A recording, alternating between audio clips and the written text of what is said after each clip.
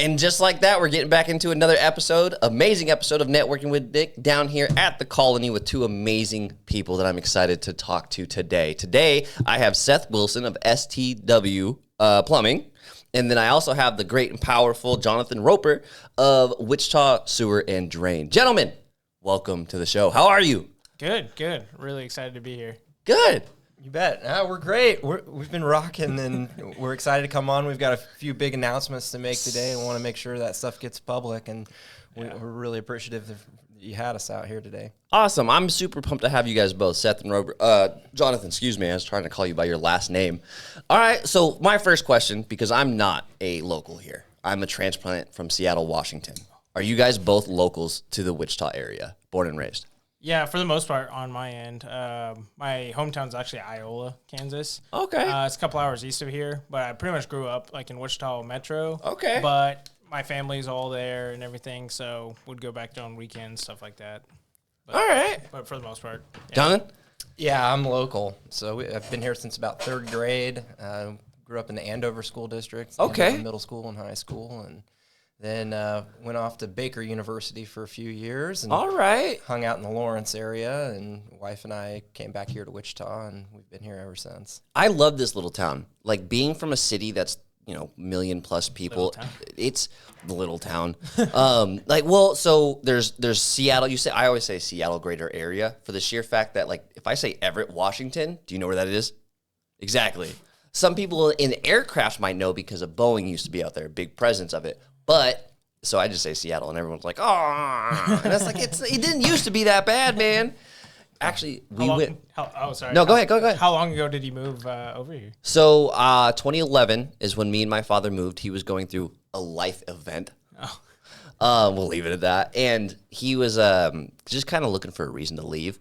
And so he comes to me. He knows what I was doing. I was fresh out of jail. I was doing nothing productive with my life back at like 2019. I was doing nothing. And he gets this opportunity. His company's like, hey, we're building a brand new facility in Newton. Who wants to go? It's a company of like 350 people. It's a good chunk of people.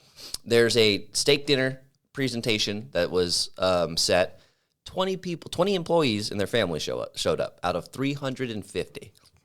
Out of those 20 people, I'm there enjoying my time, having a good steak. And the lady's doing a whole presentation on the city of Wichita. The only thing I know about Kansas in general is tornadoes, Dorothy, Yellow Brick Road, somewhere around here. You know what I mean?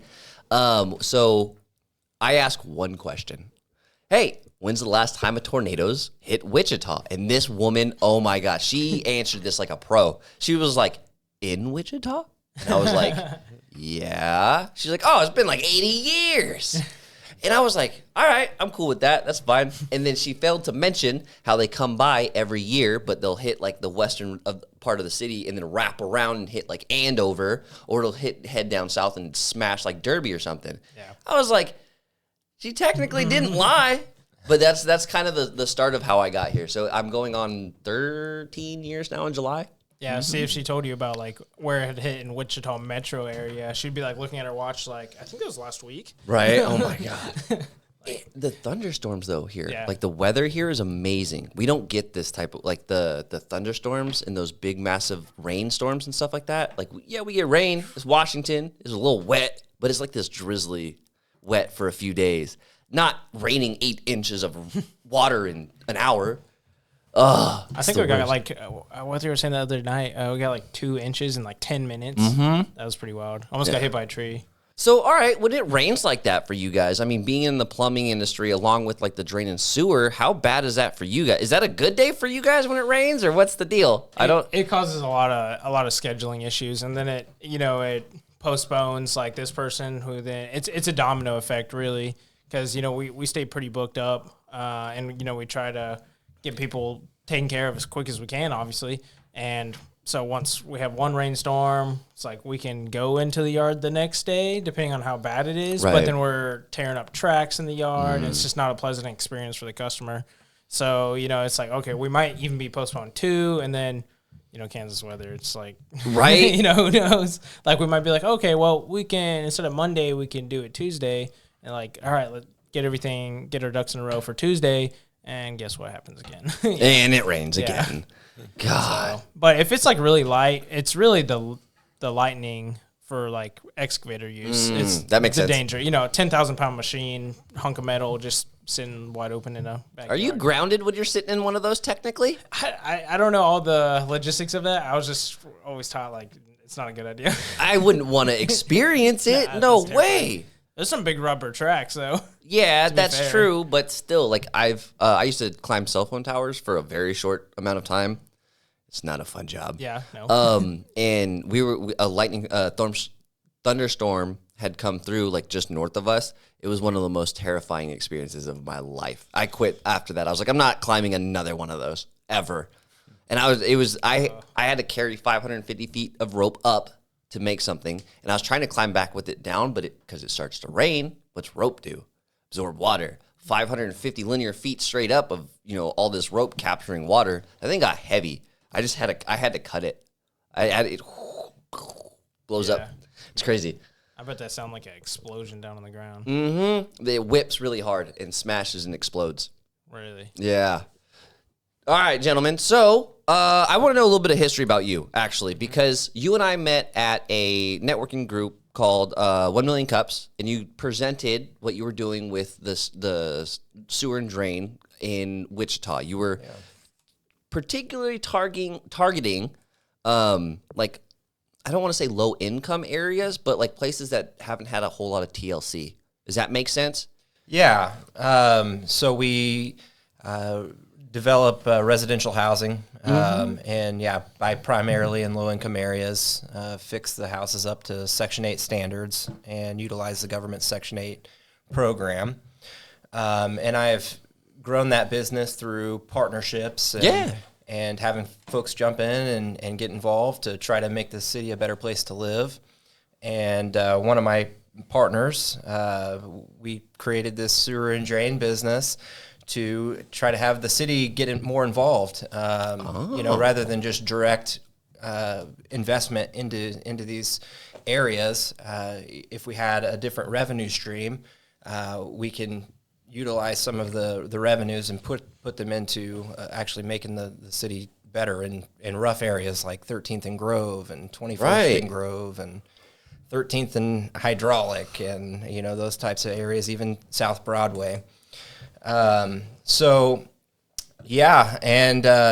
what I kind of said in the initial 1 Million Cups deal was that we're going to do this by just getting out there and meeting people and trying to become known and really developing a good online presence, and that I would try to form relationships in the sewer and drain business to scale an operation to help support the city. And that's exactly what we're doing here, and that's why we got Seth here with us today. I love that. So, all right, you clearly have some passion about this project that you're working on, really wanting to invest in these areas of the city that need the help, right? And those low income areas. Where's that stem from? Like, did you experience that, or?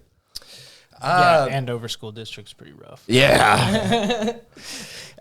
No, my father's a high school English teacher. Mother's in social work. So we've just really always had a passion for the less fortunate and feeding homeless through homeless people through our church, and just having outreach in the community. And life has got to be bigger than ourselves, or at some point we have to make a transition in life that it's more important to help the society around you. I mean, being selfish is, if you're gonna die that way, like, okay, well, it's probably okay for you to be forgotten about. Damn, that's right. Brutal.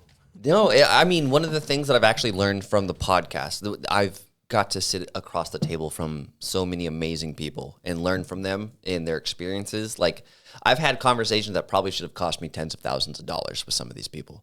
And a lot of the trend that I find is a lot of their success comes from how much they give. Does that make sense? Which is weird to some degree, but like how much they give back to the community. If it's fundraising, food drives, whatever it may be, working with local this and that and like nonprofits, like so many people give back who are like really generous with it. Like they're also super successful. And that's a very interesting correlate. Like that's a very interesting pattern to me. I find that interesting. Mm-hmm. Have you seen, so actually, how did this project start? Yeah, well, I was a realtor in 2008 in the Lawrence area, and just hardly anybody was buying houses at that time. Actually, I think I went a year and a half without a sale. Ugh.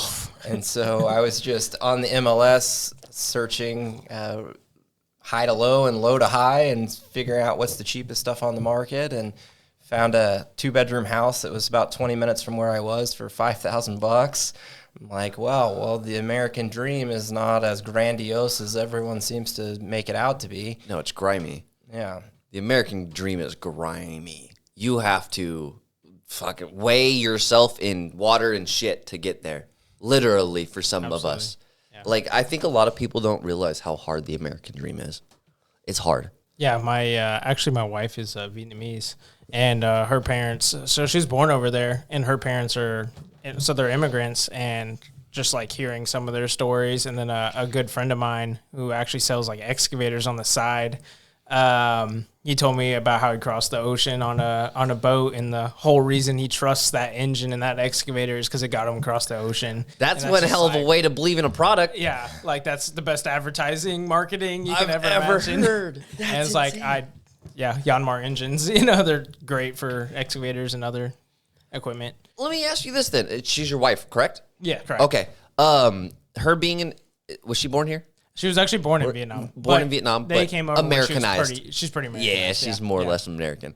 When you talk to like her parents, do you guys ever have conversations of what their perspective of America is versus what it was before? No, I've never really had that kind of conversation. I would love more of their viewpoints, but they're really like kind of almost like hush hush about some of that stuff in their culture. Where like I don't know if they just it's a culture thing. Yeah, that's the interesting part. I really like finding out the different cultures and what people think of us, because we are obviously we are top dog, but we're ignorant. Well, one thing they say, like the way it translates, it's kind of weird, but the way my wife explains it, she calls it face value is like so important in Asian culture.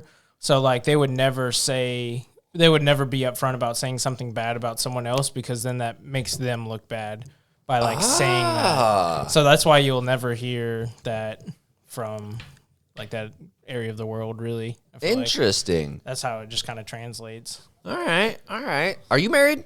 I am, yeah. Yeah, how long you been married? Wife of 12 years, Sarah. 12 years. How has her perspective been while you've kind of taken on this journey? Well, it's definitely been scary and interesting. Yeah. I did leave my corporate job, and as we launched this business, Seth did the same, and we launched about the same time. So yeah, we're definitely doing this entrepreneur thing full go, and it's a lot of fun. I mean, I've worked really hard, and sure Seth has too. He could tell you about his journey, but worked really hard to have this chance, and we're giving it our all to be successful and see if we can live off the fruits that are around and yes. Have fun doing it and just be positive out there. So we had seen in doing a lot of clean outs that some issues when you're cleaning a sewer line out all the way out to the main. Some people don't have sewer cleanouts in their backyard, and right. Sometimes you can pull a toilet and kind of clean all the way out to the to the city main to clean out. And noticed some folks needed sewer cleanouts. So initially in the beginning, I'm out on my own, and we've got experience, and so we're putting in sewer cleanouts, and I'm kind of getting a general gauge for kind of what that costs, and even kind of making repairs. And Seth reached out a couple months into our journey and asked if there was ever anything he could jump in and assist with, or if there was some extra work or anything that made sense. And I'm like, okay, well, I got something tomorrow. Let's go take a look at this. And I kind of got a feel for his idea, his competitiveness and bids. And I'm like, wow, I mean, this guy is very fair. He's very reasonable. Getting after it. Yeah. We wanted to make sure that, we were pricing ourselves in the market, because like, material costs have gone up. I mean, everything's just so expensive. And, some of these companies out there, I mean, I've worked for a couple of the bigger companies when I got my licensing and everything. And, they're charging 7, 8, 9, 10,000. I mean, sometimes over 10. One competitor, I remember going to a house in a low income area, and they wanted $15K to do a sewer and like a couple repairs. And, at the time I was still working for another company, and I was just like, no offense to the house, but like, this house is barely worth that. Like, right. So it's like, and the lady was in tears, and it's like, no, like, we're going to fix you up. And we did some investigation. It's like, okay, what can we do to get her fixed up? Yeah. For like, it might not be a 50-year solution, but at least a 10, 20-year. Well, we end up replacing a Y in the drain line. That was actually the problem. And then actually replacing most of the sewer at that point. And I don't even think we broke $2,500. And it's been years and years and years, and I know it's not having problems. Huh. And, so that's just like something that was kind of important to me. I know it's very important to Jonathan too. Yeah. Just like, it's taking care of them. Yeah. Making sure that like the right work is done, making sure it's done correctly. That you're not just busting their balls on price, especially in a low income area. $15,000. It is 15. Who's got $15,000 laying around? Yeah, like, holy cow. Let me talk to that guy. Let me hang on to some. You know what I mean? But like, Lord. So how did you guys meet? How did you guys actually connect? So yeah, go for it. Okay, so I'd seen Jonathan all over his marketing and everything. He's been getting around. He's been getting around for sure. And so he's like talking with everybody. He's on podcasts. He's on he's on this. He's on that. And so I was like, man, I recognize this guy. I know this guy. And so I called him up one night, or I think I texted you first, right? Mm-hmm. And I texted him at like 8 p.m., 9 p.m. or something like that. And then I was like, hey, we should meet up and talk about what we can do together. And then that's when that thing came up. You called me. It was like 6:15 the next morning. I was like, what the? I've talked to this guy for like 2 hours. He's calling me at 6 o'clock in the morning. So I was like, I don't know if I want to even talk to him. And then I've never told him this. And then so I called him back at like 7 or something. And he's like, hey, I got this project. Like, we need to get this done. It's like, can we meet up and talk? And I was like, sure. And that's where it started. So he hit you up at 6 o'clock in the morning. It's like, hey, I got this project. Like, let's get started after the like 2 hour conversation prior, huh? Yeah. Interesting. What was it about him that you really wanted to bring him on board with? Well, he's got a lot of experience. He's laid a lot of sewer lines in his day. Although I don't look old enough to say that, but yeah, I've probably put in a couple hundred. Really? Yeah. How old are you? I turned 25 this month. Yo, let's go. Happy birthday, big dog. So, yeah, I could just tell that his operation was very efficient. Right. And that's why together we're able to offer reduced savings. Because a project like if I were out with my guys and we were doing what Seth's doing, it may take us several days. And Seth's done at 3 o'clock on the same day on a 10-foot sewer. Sometimes it turns into 2 days. There's a little bit of bureaucracy sometimes with the city, but he's got a really good system with trying to get the city out at a certain time so that we can move on to the next job. Interesting. City really, tap crew doesn't do anything past 3 p.m., so always make sure. And they won't do work same day, so you have to plan ahead and call ahead. Basically, like, hey, Wednesday we're going to be at this place, so let me call on Monday. Let them know, hey, we're doing this job on Wednesday. Goes back to the weather thing. Get complicated. Hey, I'm going to have this ready for you to inspect it at 3 p.m. on Wednesday. And like, okay, we'll see you at 3. We'll see how it goes. And then I've built a rapport with these inspectors too, where I can shoot them a text and say, hey, it's 1 p.m. I'm ready. Like, come on out, and sometimes they can, sometimes they can't. Yeah. But at least we got that back, we got that 3 p.m. ready. Worst case, we get it at 3 p.m. We backfill it. I mean, we're doing sewers one day like 99% of the time. Dang. And that just brings, with our low overhead that we already have, that just makes us such a competitive price. Speed. Yeah. Speed is a big advantage. But you don't sacrifice quality either. Oh, yep. We still, obviously we're pulling permit, we're still getting inspection. So, obviously it's to the minimum par with inspection, but we even go above and beyond. I don't like using just regular couplings. Right. I use bell joints, which is actually like a 5-inch bell coupling is what it is. Cost me a little bit more, but it's the quality that it's you should better. Expect. Yeah. And it's like with a bell fitting on Schedule 40 PVC, like we're talking 75 years here. Like, so you're clearly knowledgeable in this. Yeah. How long have you been doing it? You're 25. So, I mean, it'd be about 6 years. So you started 18? Yeah, it was like, let's see, I just turned 19. 19? Yeah, Okay. Yeah. Because it was August of whatever that is, 6 years ago. 18. Interesting. And then you just kind of stuck with it. You never left. Yeah. It's not what I went to college for or anything. So you actually went to college. Yeah. And you're not using your degree or whatever? Did you go to college? I did, yeah. Did you graduate? I have an MBA. Are you currently using that MBA? Yes, sir. Is it part of this?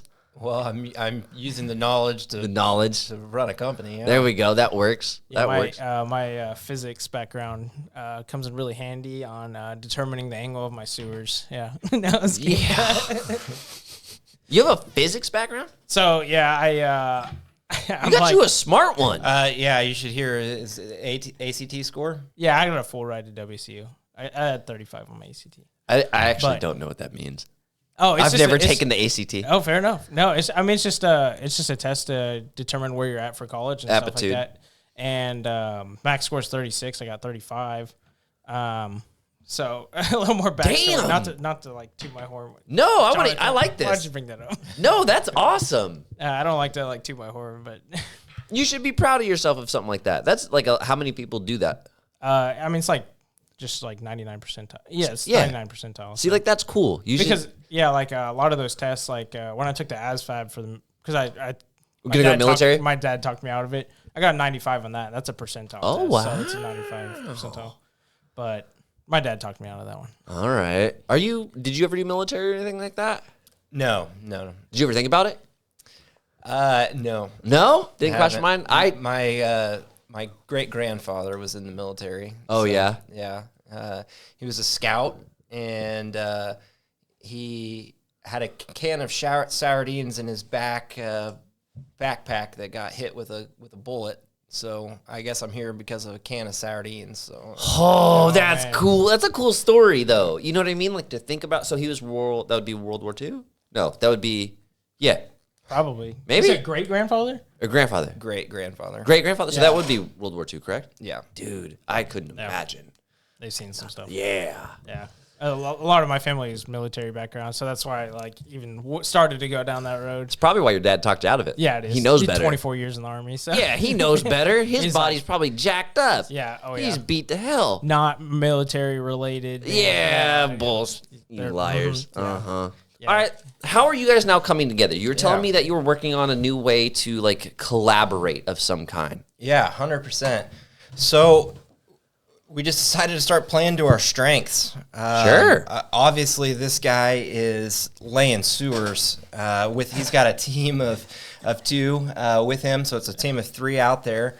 And they're very efficient, very good at what they do. I've got a team of 3 at any point that I can dispatch out to do sewer cleanouts and maintenance work and plumbing work, and it just makes a lot of sense for us to merge our resources together. So now, instead of just having each of us out here kind of competing in a sense and just having our small teams, we've now got a team of 6-7 people that are able to kind of come together so that we can be competitive and can compete with some of these big companies that are here in the Wichita area. All right. Yeah. Are we becoming one or staying separate entities? So we've talked about that. We've talked about a straight merger, and it's very complicated because we both have a lot tied into our businesses. So what we've done is we've scratched out a document. It's a strategic alliance agreement. Okay, I like that. That's some good verbiage. So yeah, on NDA. anything related to sewer lines, sewer repairs, we're going to come together, and whether you're calling Seth or you're calling me, I mean, we're going to come together and work in a situation like that. And I mean, we're sharing guys sometimes and sharing resources, and sometimes we'll have to remove a fence in order to get an excavator back, and well, it's a lot more efficient to get Seth and his crew to the next job, so I can bring my guys in to put a post in and put a fence back up. Which that finish work. Yeah, which is pretty unique in the market. I don't think a lot of companies out there are putting fences back up after they remove it, and that can cost the customers A bunch of time, money. Yeah. So it's just an added benefit that we're offering, or maybe we can do some raking or something behind just to really make sure that the customer's satisfied. Meanwhile, we're not slowing up the excavation, and we're not slowing it down. The other huge advantage of having a strategic partnership like we have now is so we're merging resources to be more competitive. So a lot of our customers are coming in from a real estate transaction potentially, and it's a realtor that's calling us, and they have a closing in 10 days or 15 days or whenever that is. And sometimes it's very difficult for that seller to make a payment, like 50% up front and 50% after completion. So I can come in with the resources that we have with Wichita Sewer and Drain, and we just get it done, and then just put it on the closing. Or even more tug at the heartstrings a bit. We love this city, and we don't turn our backs on someone. So if there's somebody that needs a new sewer line, something's collapsed, and they don't have the resources, we can straight up get things done on an arrangement. Whatever it may be, whatever we need to do to make sure that the person's taken care of. I mean, I don't want someone in the city without plumbing. I mean, in my opinion, you got food, water, shelter, and what comes right after that, Plumbing's kind of important. Gotta Running go water somehow. Yeah. Yeah, I mean, you used to be the day, put it in the pot, throw the pot out the window. You know what I mean? Can't be doing that. That's gross. So, all right, how is this? What did we call it? Strategic alliance. Yeah. How's this been working out so far? And how long has it been how long have you guys actually been doing it? So the on the Align side of things, like it really felt like there was no difference in how we were operating. Really? I think the document didn't officially even get like legalized or whatnot like a week or two ago, but we've been operating for a few months, and like I forgot about the document. There's quite a bit of trust between the two of you then. Yeah. Like it's like we have conversations like probably 10 times a day. Like, hey, what's going on in this project? How are we taking care of this person? Like, it's like, this lady needs fixed up by the 7th, like, or, whatever the day is. Like, let's make sure we get it taken care of, kind of having those conversations. And then someone will call me. Like I said, we're one. So someone will call me and I'll be like, hey, John, like, can you get some guys over here to do this, or vice versa? Or, and then on his side of things, I guess you can say, having the guys for like the fencing and everything just makes it so seamless. Oh yeah. Because like we can go in and say, it's like, oh, I need to take out this section of fence to get into the yard. Boom, I take it out. We get rocking and rolling on the excavation. We get our sewer in. We get it closed up, pass inspection, all that fun stuff. And then we're out of there. And I say, hey, John, like, we're good. Like, whenever you guys are free. And then his guys will come over, and then I'll get pictures later that night of the fence looking good. All like, put back together. It doesn't even look like anything happened. From like 8 a.m. to usually, 90% of the time they're there the same night. Yeah. So like might be 6 or 7 p.m. But like this homeowner has a new sewer, has, fencing and everything. Like they can let their dogs out after dinner tonight. Yeah, that's important, man. Like you don't realize like how many people that's like a huge concern to them. Is I got a dog myself, but I live on a little bit of land, so he just kind of does his thing. But for most people in the city, it's like, man, where am I gonna let my dog go bathroom tonight? And it's like, oh, you're good, no worries, we'll be out of here. Awesome, God, I love this. All right, so there's clearly a lot of trust between you two. You have been on like a circuit of media. And we met during a networking event. So let me ask you guys both this. How important has networking been during this time? John's killing it. Extremely important. I mean, that's why we're here, is through networking. By Seth and I coming together, that frees him up from having to market and do all those things, Right. and I can play to my strengths. I mean, I've been in the real estate investing community for quite some time, and have a lot of connections there, and can really explore those and have those conversations. And I used to do business to business sales at selling grease, gear oil, penetrating oil to construction companies and wastewater treatment facilities. And I learned it's important to be a stray cat in that business. You just keep going back until someone feeds you. There you go. So while he's laying sewers, I could be out just talking with people and just bringing business in, which is really a strength of mine. Right.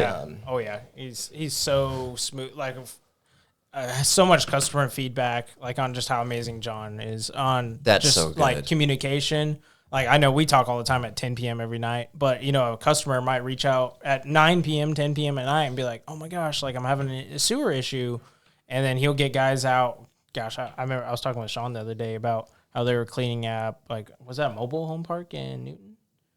Yeah, at 11 p.m.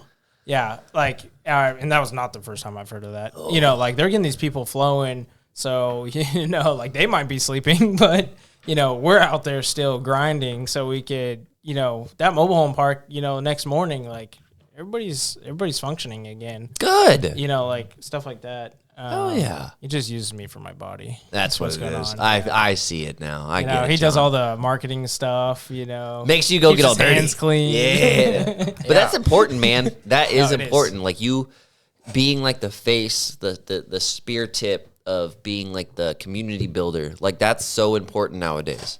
You can't just with how many people are in industries, how many competitors are in plumbing and sewer, podcasting, roofing, whatever it may be, you have to set yourself apart. And you guys are doing an amazing job at it, without question. And he's crushing it. Especially like at the 1 million cups, man, you had a lot of people who were like really invested in your story. Like I remember that. And because you were truly like, it was a passion of yours that to truly help these communities that need that love. And you can't do anything better with your life. You really can't. Yeah. Well, and on the stray cat thing, I mean, people just get to where eventually they're like, man, I've seen this guy 8 times, Yep. Like, okay, dude. All right, man. I now I trust you. I'm seeing you out here. You're not a fly by night. Like, and you care. Yeah. Like, okay. And a lot of the reason I think we're landing a lot of this business is it's word of mouth. I mean, to be honest with you, that and obviously we have a really good Facebook presence, but we're not at the very top page of Google at the moment. So if somebody goes and searches sewer and drain, you'll see us like right under the Google search, probably our website, because our website pings really well. But we're not straight to the top of the Google page. And so I know that's not where our customers are coming from. Like they're hearing about us. And I think a lot of the reason these folks are using us is the follow through. So even after the transaction is done, the payment's made. Right. If there's anything the customer says or wants to talk about, like, well, we're going to address that. Yeah.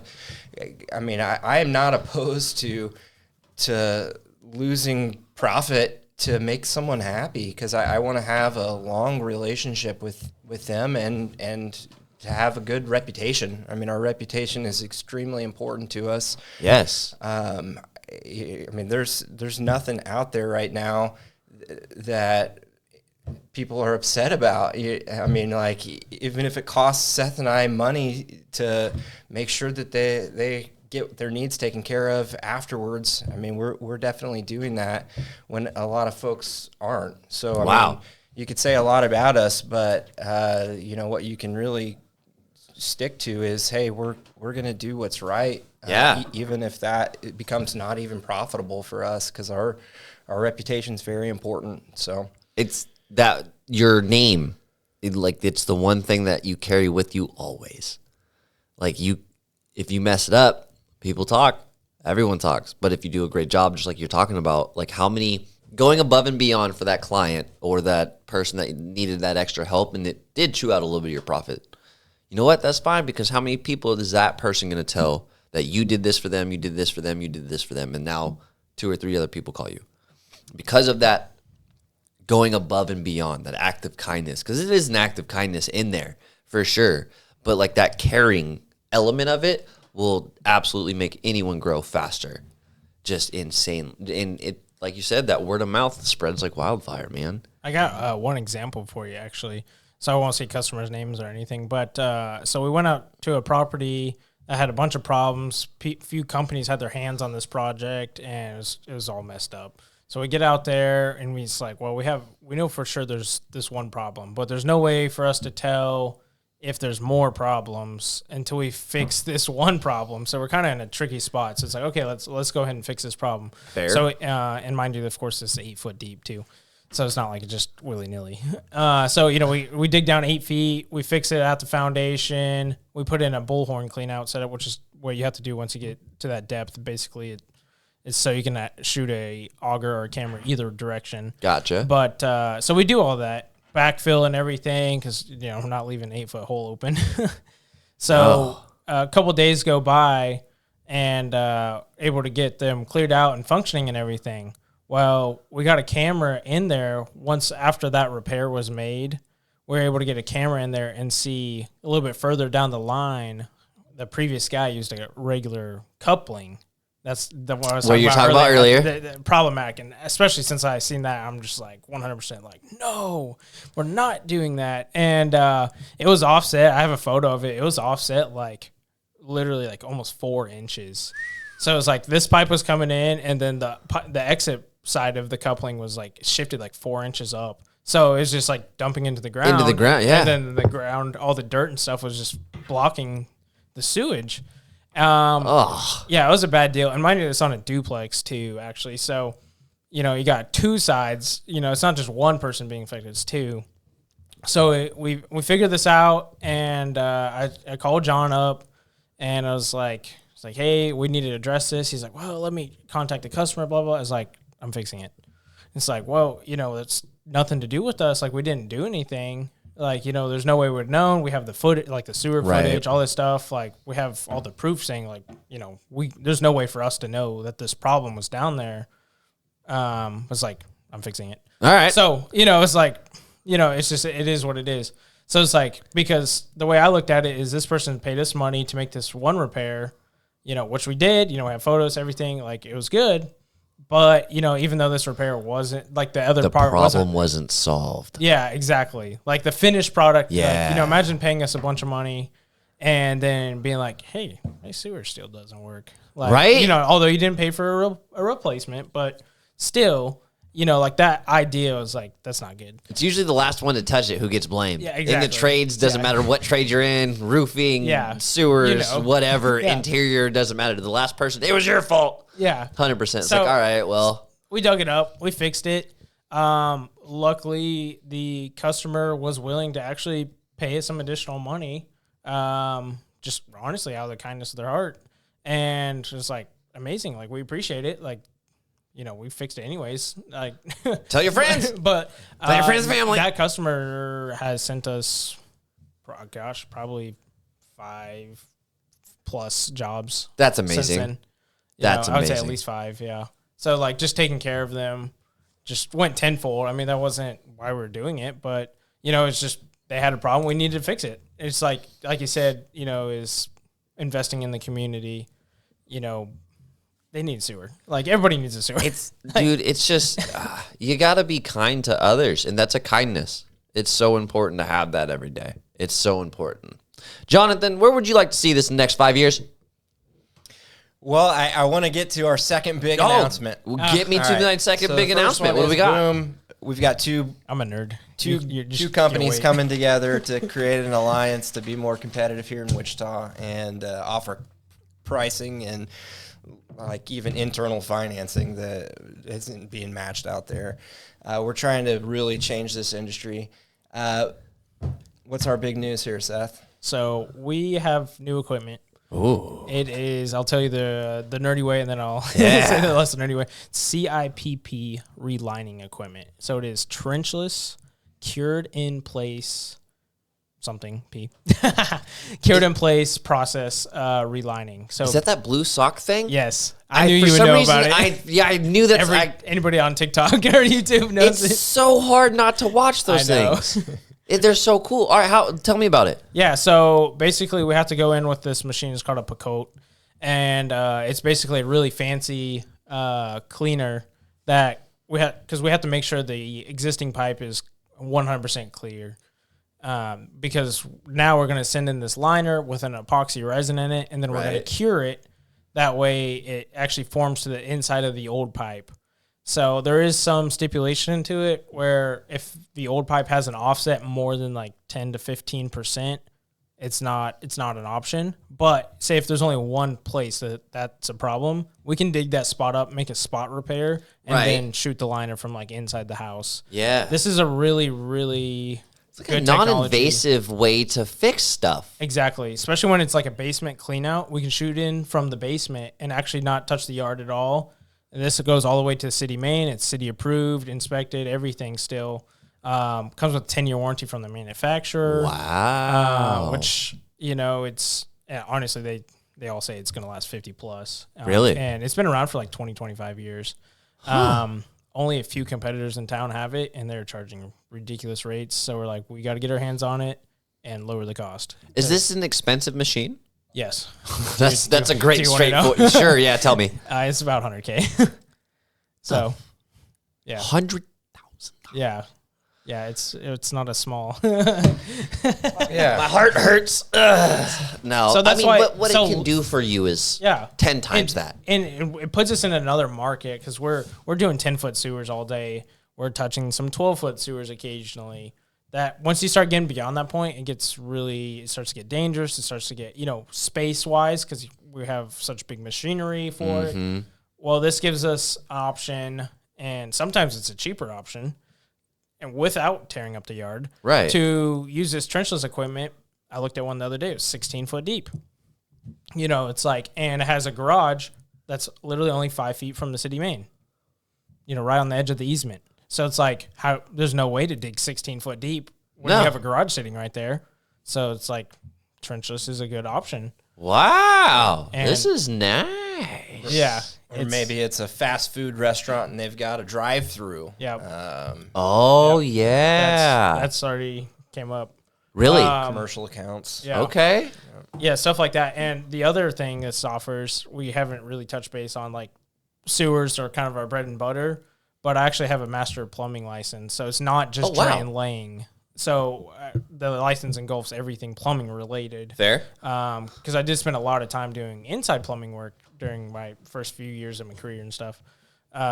So, inside, we have a customer we're about to do a job for where he has a bathroom and it's under the basement slab. Yeah. Well, and it goes like 30 feet across the basement before it ties into the main sewer.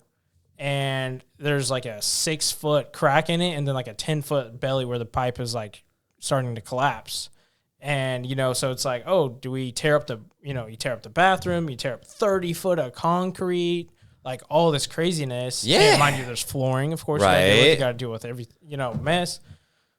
Or we just use the relining equipment, which is exactly what we're doing for them here in like a week and a half. Yes. So You know? this helps you guys out tremendously, knocking down, digging holes, Yeah. reaching longer lengths of cleaning the pipes and stuff like that, especially underneath like concrete, driveways, Yep. drive-throughs. This just opens up so much more of an option for you guys. Yeah. That's awesome. Yeah, and we're now able to we can have multiple operations going at the same time.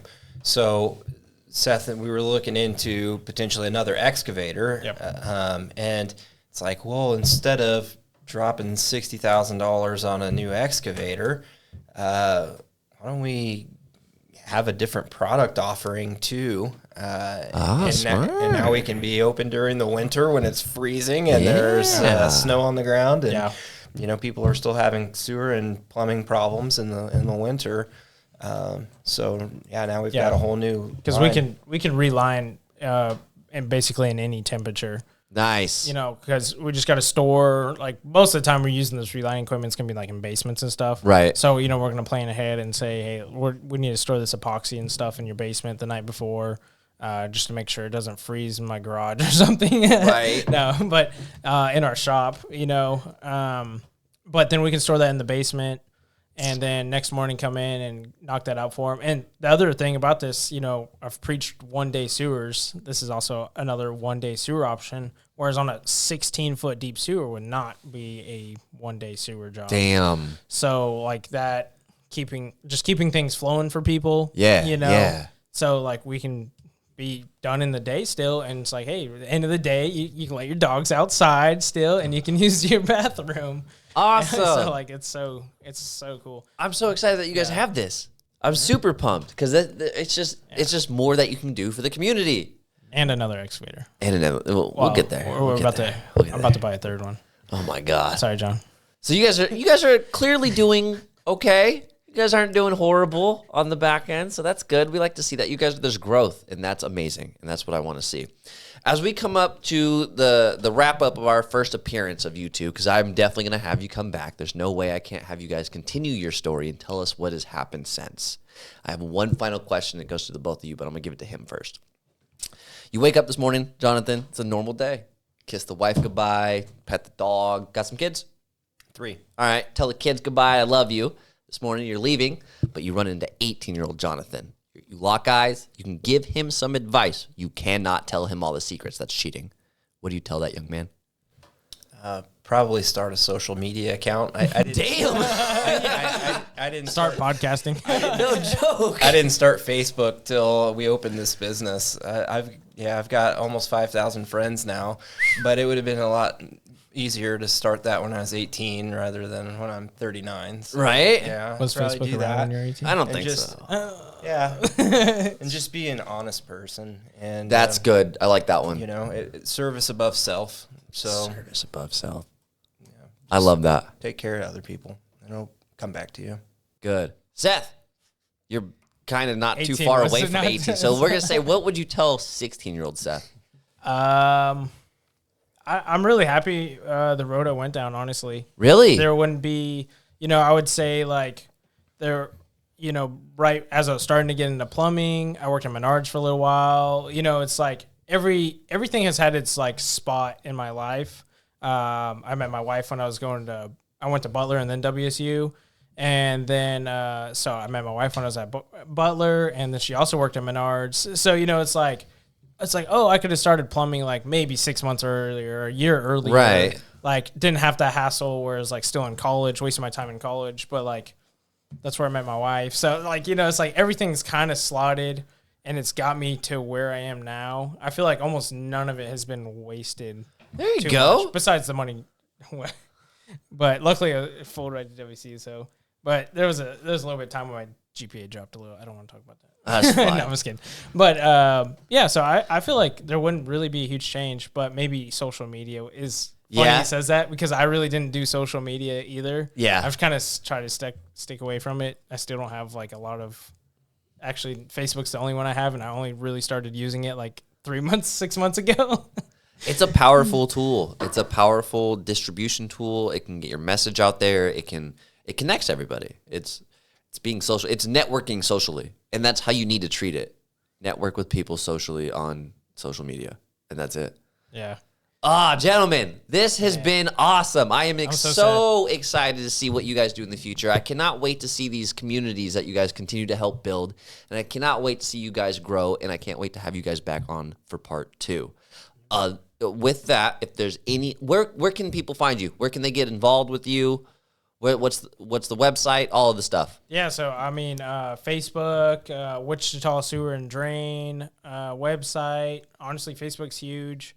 Should we say our numbers and stuff, or Whatever. I'm gonna put it in the description too. Okay. Well, John, what's the primary number? 316-376-8028 and WichitaSewer.com. Doesn't get easier than that. WichitaSewer.com.